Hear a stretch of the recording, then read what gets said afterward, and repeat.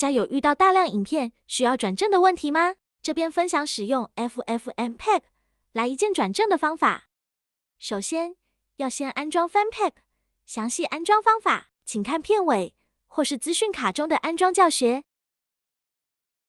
接着，新增一个文字文件，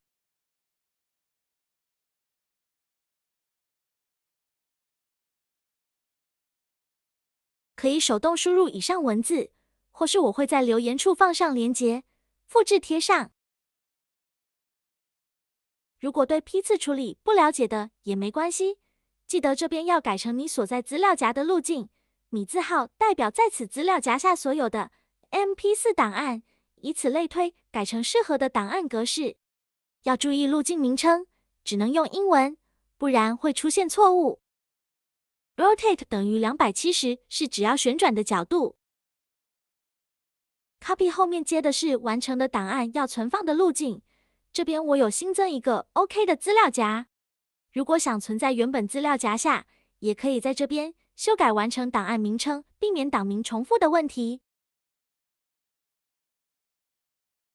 以上完成后，将副档名改成 BAT， 选择是新增刚刚提到的 OK 资料夹，如果没有新增，执行时会发生找不到该资料夹的错误。执行 BAT 档，等待执行。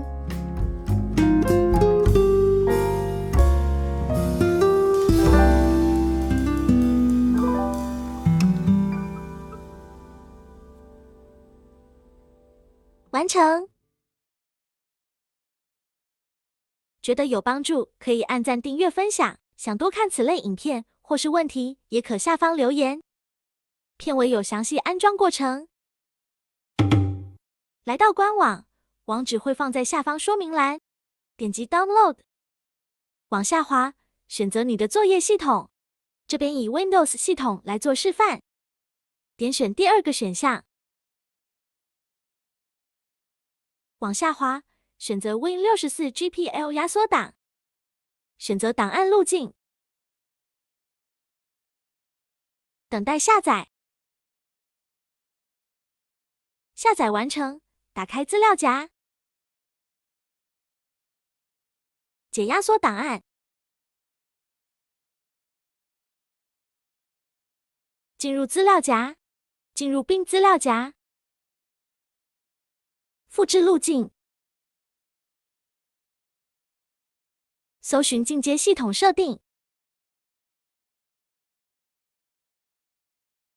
选择环境变数，找到 Path， 点击编辑，点击新增，将刚才复制的路径贴上，点击确定。